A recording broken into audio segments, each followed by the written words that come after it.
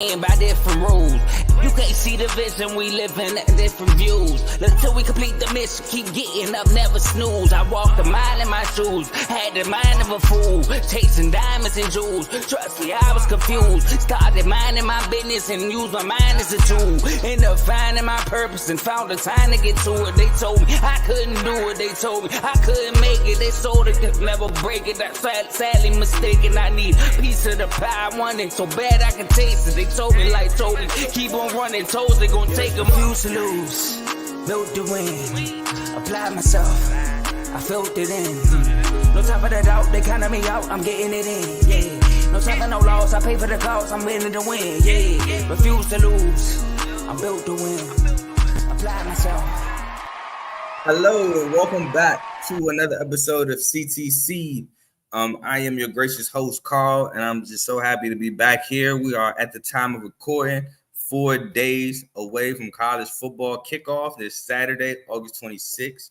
What a long wait it has been, but we are finally here. This is the last week of no football. This Saturday, can't wait. So today's episode is going to be a week 0 preview. We have 7 games this week. First game at 2:30, kickoff time. Last game, 9 o'clock kickoff time. But before we get in the episode, I just want to, if you like this episode, if you want, you can leave a like, comment, subscribe. Also, I'm gonna get into some little business things real quick. So we have chats. CTC is a part of the Refuse to Lose network. So we do have chats where with memberships, you can be a part of these chats. We have the pro membership, $2.99, where you can be a part of one chat of your choice. It's not random. We don't throw you in a random chat. You get to choose. Then we have the superstar membership, $4.99, where you get in all of the chats except for the Refuse to Lose chat. And then for $9.99, the superstar membership, you get I think $4.99 is all-star, $9.99 superstar, getting every single chat. That's including the Refuse to Lose chat. So please, if you like what you listening to, whether it's CTC, BWT with Teddy, FFC with Coach, or the main show with the trio of Joe, Dave, and Tomo, please become a member. We would appreciate it. But just liking the video and listening to us and giving us a chance is good as well. So no pressure there. Now, let's get into this week 0 preview. So the first game of the day, Saturday, will be Navy versus Notre Dame. Notre Dame at home. Navy comes in as minus 20.5 underdogs. Well, 20.5 point underdogs, I don't know how to say the minus. But yeah, severe underdogs, have a new head coach, and Brian Newberry. Brian Newberry takes over for the previous head coach, who had a great run at Navy, but they say great things don't last forever, and it was time for a change. So good luck to him, but also good luck to Newberry. Newberry says that they want to run a little bit different offense, but keep the same core values of Navy. So I don't know if that means they'll still run the option, but add a little bit more passing into it. I feel like they should do that. We'll wait and see on that, but that's what I kind of got out of that. Navy, they were 339. I mean, they averaged three. Defensively, they gave up 339.1 passing yards a game, 250 rushing yards per game, and 24.3 points per game. Now, on offense, this is why I say they should incorporate more passing. Only averaged 85.3 yards per game through the air. Navy barely ran the ball, passed the ball if at all. Mostly it came when they're down late in the games. Rushing, they average 241.2 yards a game. That's what the option offense can do. If you can keep staying in first downs, keep controlling that clock, they'll be top 10, top 5 in rushing every year with that option attack. And they average 21.9 points per game offensively. So not bad, but they had a bad record last year. Now they're going against Notre Dame. Notre Dame, some might say, is a playoff favorite, or at least a contender to make the playoffs this year. Notre Dame adds Sam Hartman, as y'all already know. So Sam Hartman should increase that passing game for Notre Dame. Notre Dame last year They averaged 207.1, passing yards per game. Hopefully Sam Hartman helps increase that. I think he will. Averaged 188.9 rushing yards per game. They averaged 31.8 points per game while giving up 21.8 points per game. Marcus Freeman, second year head coach, being a defensive-minded head coach, has his guy Benjamin Morrison returning on a corner. I think that defense will be a lot better this year. Another year under Marcus Freeman.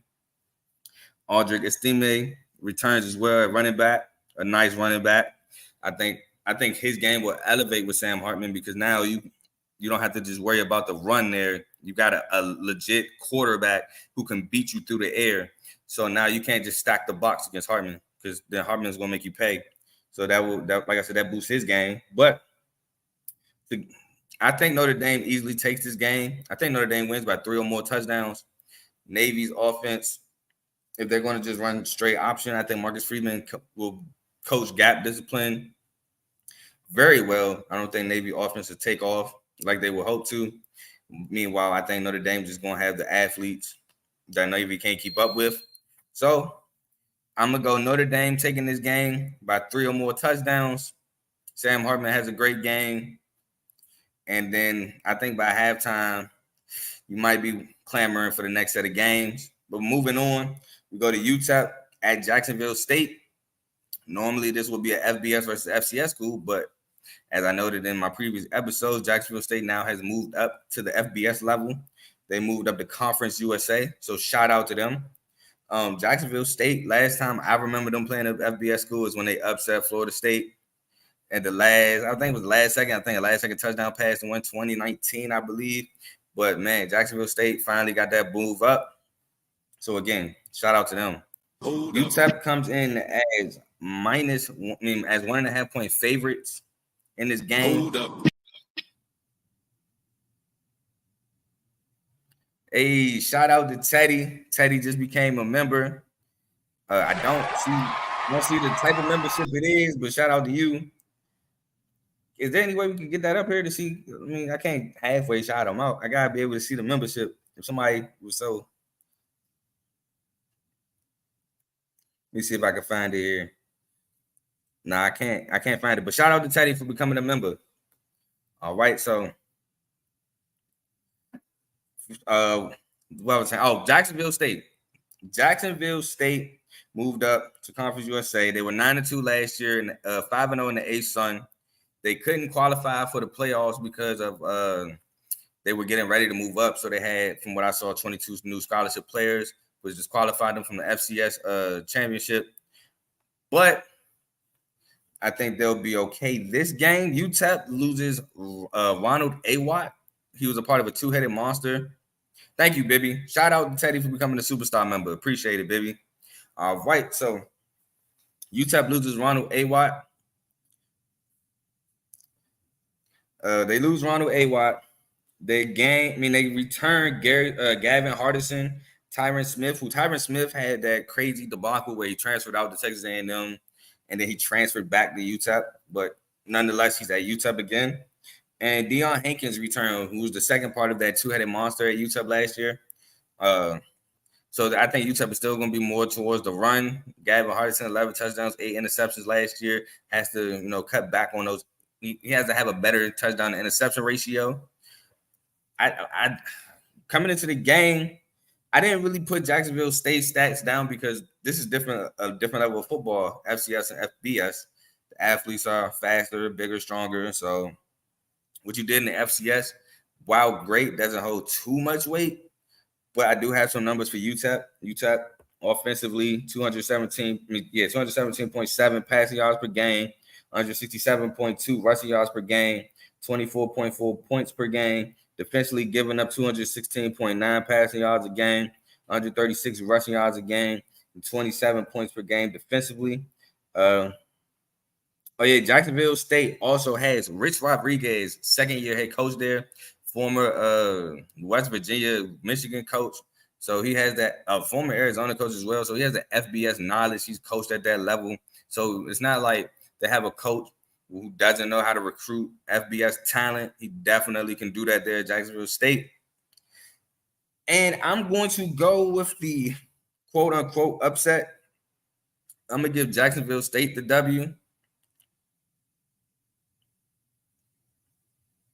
Basketball, come on. No, it's college football. Delos Reyes. It is college football. It's the week 0 preview. And I appreciate you for accidentally walking in the door. Hopefully I can get you to stay. But if not, I just appreciate the opportunity. But yeah, I'm gonna go with the upset of Jacksonville State. I just don't think UTEP is a top tier conference USA team. And I think Jacksonville State I know it was years ago, but they feel like they can play at this level. They don't think UTEP. I don't think they're scared of UTEP. I think Rich Rod had them guys ready. I'm actually excited to see Jacksonville State's offense because Rich Rodriguez is a good offensive coach. So I'm excited. I'm gonna go with the upset there. Moving on from that game, we go to UMass versus New Mexico State at 7:00. New Mexico State comes in at 7-point favorites at this game. New Mexico State actually had a good year for New Mexico State, 7-6 last year, made a bowl game. Let me see. I think I wrote it down. They won the bowl game. They won the Quick Lane Bowl. Quick Lane Bowl last year versus Bowling Green. So shout out New Mexico State. New Mexico State has Jerry Kill, a second-year coach there. I believe he used to coach at UNLV, if I'm not mistaken. UMass had Don Brown. This is his second-year head coach there at UMass. UMass had 116.9 passing yards a game, 148.8 rushing yards a game. They had 12.5 points per game last year, so very bad offensively, cannot score points. That was UMass' problem. Now, defensively, they give up 175.3 passing yards a game, 194 rushing yards a game, and 31.1 points per game. That is not ideal. You don't want to give up close to 200 yards on the ground as well as 32 points a game. So UMass got a lot of work cut out for them again this year. Hopefully they can change it around. But New Mexico State, they moved to the Conference USA from being independent. So that's good for them. They averaged 169.2 yards through the air last year, 162 yards through the ground last year, 25.5 points per game offensively, 183.7 passing yards defensively allowed, 155.8 rushing yards allowed, and 24.3 points on the points against defensively this year. So New Mexico State has a lot of work cut out for them too. But New Mexico State also had the upset win last year against Liberty. They pulled off, like I said, the upset. I think New Mexico State wins this game against UMass easily. I have New Mexico State winning by 2+ touchdowns. New Mexico State is just a better team. Like I said, UMass has trouble scoring. You sure about that? Yeah, I'm sure for sure. New Mexico State the better team. UMass has a problem scoring and stopping others from scoring, while New Mexico State can actually score. I'm a roll with New Mexico State here. Moving on from that game, we have the Ohio versus San Diego State game, which I think is one of the better games this Saturday at 7:00. San Diego State actually comes in as 2.5-point favorites against Ohio. And I kind of previewed, no, I didn't kind of, I previewed San Diego State. So if you want to look at that, did that last Tuesday with Ace. So give that episode a try. Ohio, Tim Albans, the third-year head coach, lost the MAC championship to Toledo last year. They returned their quarterback, Curtis Rourke. They returned Say Bangura, who I really like as a running back last year. Tough runner, hard runner. And they returned Sam, and I had trouble pronouncing his name last year, Wiglitz. And I know that's off. I'm sorry, Sam. But he's a nice running receiver. He can get open. He had like 900 yards last year, but all three of those guys returned for Ohio. So Ohio is probably one of the best MAC teams this year. They averaged 278.1 passing yards last year, 143.4 rushing yards, and 31.8 points per game last year. Offense clearly the strong suit of this team. Defensively, however, they gave up 293.7 passing yards a game, 143.7 rushing yards a game, and 28.4 points per game. So defense got to tighten up this year. But offensively, I look to them to have another great year offensively, especially in the MAC conference. Now, San Diego State, normally a top team in the Mountain West. They have Brady Hoke coming back for his fourth year as a head coach there. I think he's a former Michigan coach. Jalen Maiden, he's returning along with Malachi Shaw, who's also returning for San Diego State. They averaged 181.5 passing yards a game, 143.5 rushing yards per game, 21.5 points per game, while giving up 206.6 passing yards a game, 128.8 rushing yards a game, and 20.2 points per game defensively. I think San Diego State's strong suit is the defense. So I think it'll be a nice battle to see Ohio's offense versus San Diego State's defense. In my preview of the 10 teams that aren't Power 5 schools that you should look out for, I have San Diego State winning this game.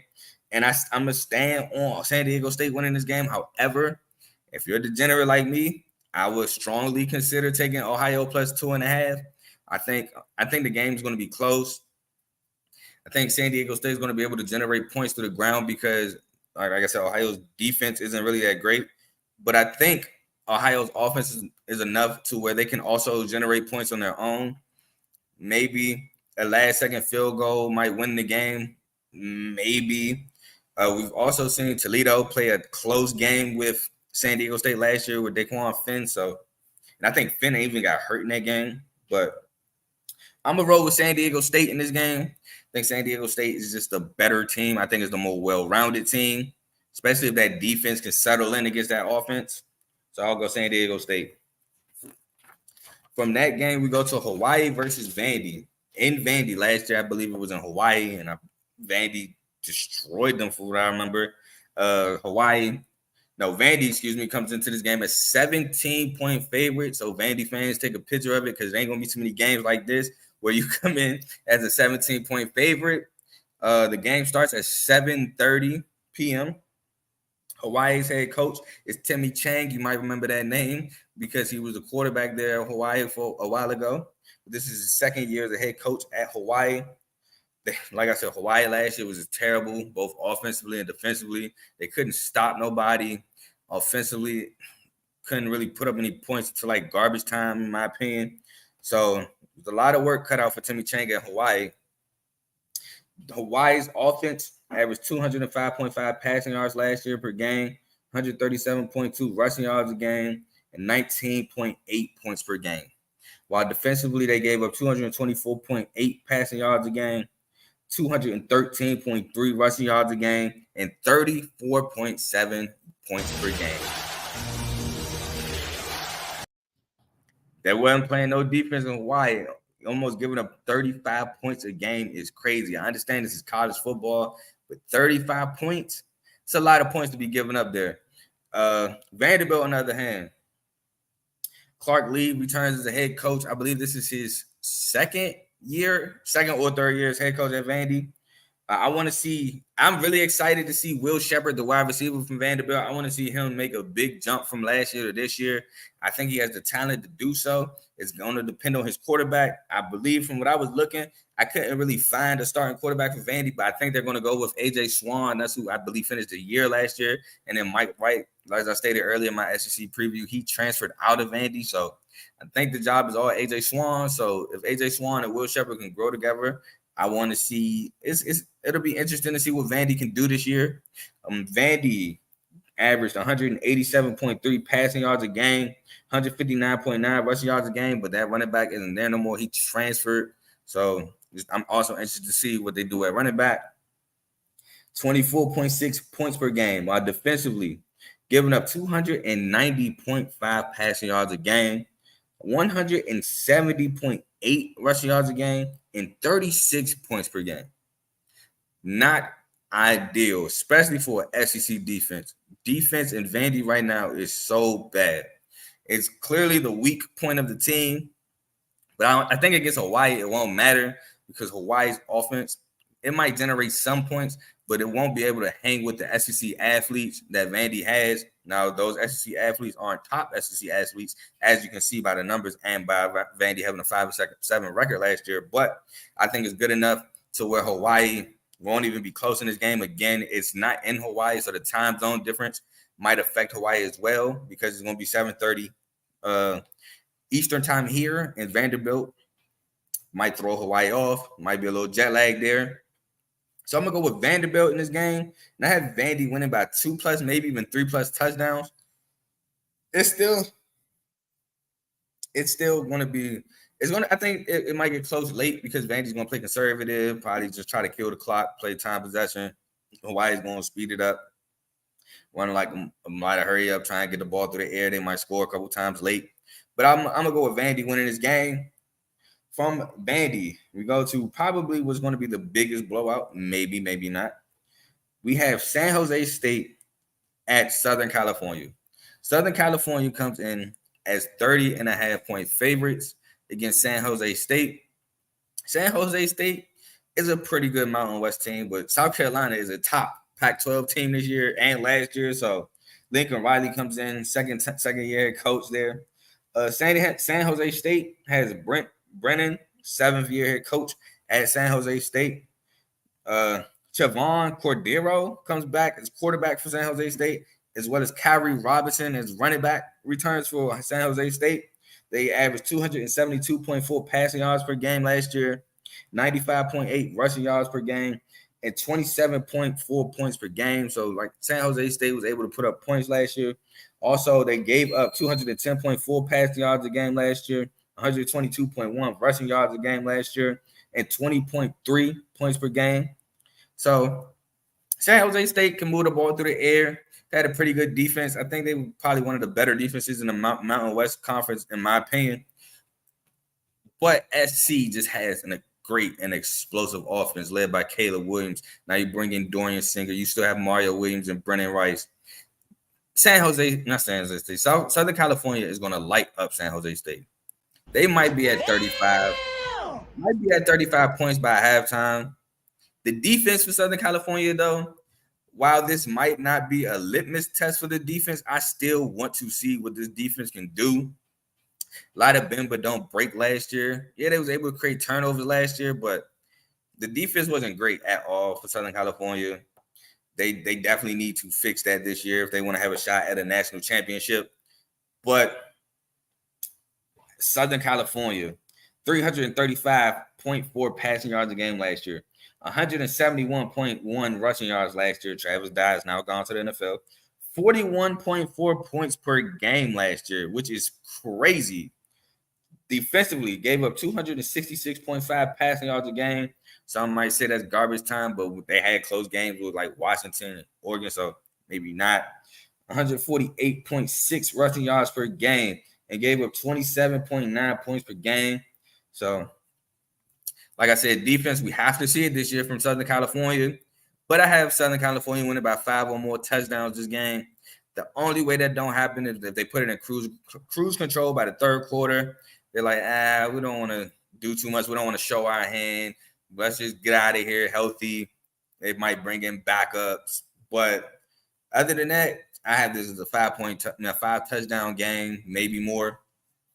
And we have our last game. We have our last game of the season. Not the season, excuse me, of week 0. FIU at Louisiana Tech. Louisiana Tech comes in at 10.5-point favorites after actually losing to FIU in double overtime last year. The game kicks off at 9 o'clock, so we have a fairly late kickoff of Saturday. FIU, Mike McIntyre, second-year head coach at FIU. Last year, 4-8, 2-6 in conference play. Like I said, one of those being Louisiana Tech. 219.2 passing yards a game last year, 105 rushing yards a game last year, only averaging 18.7 points per game last year. So not a lot of points being scored for FIU, but defensively giving up 260.2 passing yards a game, 191.8 rushing yards a game, and 37.3 points a game defensively last year. Not great defensively at all. Yeah, not great defensively at all. And they were I understand Conference USA last year had like UTSA and Western Kentucky and North Texas. So those are games where they're going to give up a lot of points and not be able to score against those defenses. So I get that. But Louisiana Tech brings in, Sonny Cumbie. This is a second-year head coach at Louisiana Tech. Marquise Crosby returns, a running back with 918 yards, which in this air raid offense, getting up 918 yards is pretty fantastic. as a running back. They were actually 3-9 last year, 2-6 in the conference. So just slightly below FIU.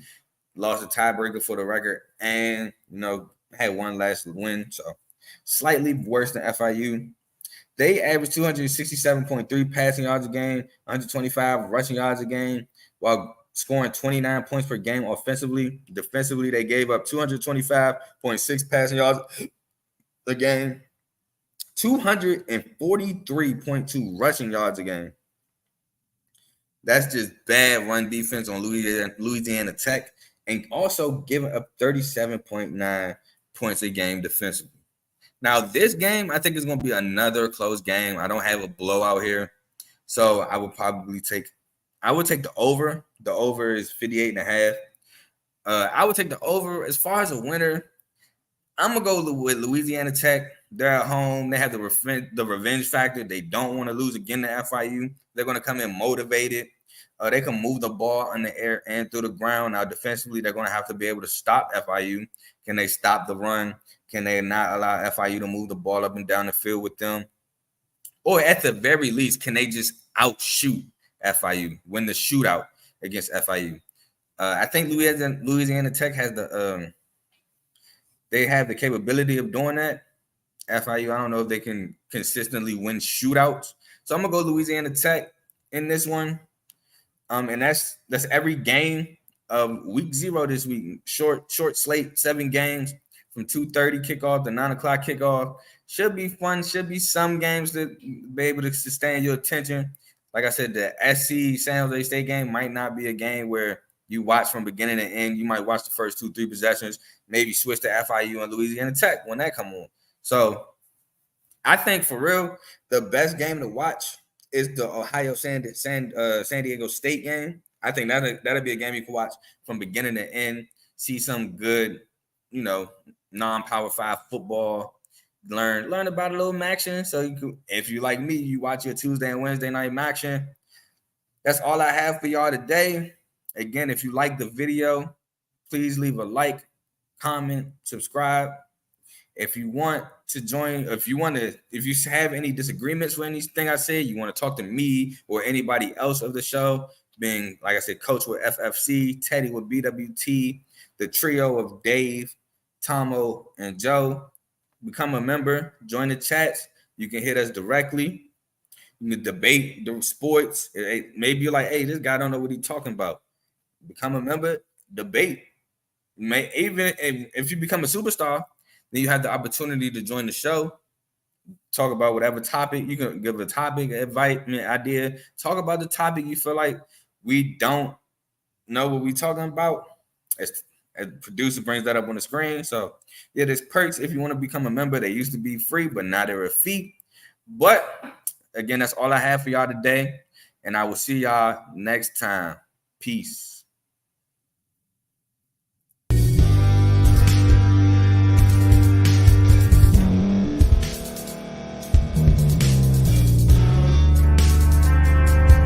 Thank you for staying to the end. If you're watching this on YouTube, please like this video, subscribe, and also hit that notification button so you can be notified next time we put out a video. If you're listening on any podcast platform, subscribe and hit that notification button, y'all, so you can be notified we put out another podcast audio. And last but not least, hit that share button. No matter what you're listening to or watching it, hit that share button and send it to somebody that you know that would love to watch this episode you just listened to. So once again, thank you for staying to the end, and we'll see y'all at the next episode.